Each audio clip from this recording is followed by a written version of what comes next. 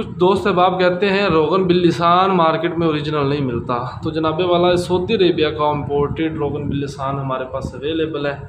ऐसे मर्द हजरात, ऐसी फ़ीमेल्स हजरात जिनका असाबी कमज़ोरी है, असाब वीक हो गए हैं, कमर में दर्द रहता है, जोड़ों में दर्द रहता है और बहुत लंबा इलाज करवा चुके हैं, मोरों का मसला है, एक कतरा नीम गर्म पानी में या नीम गर्म दूध में डाल के पिएँ, पहली खुराक ये आपको बताएगी।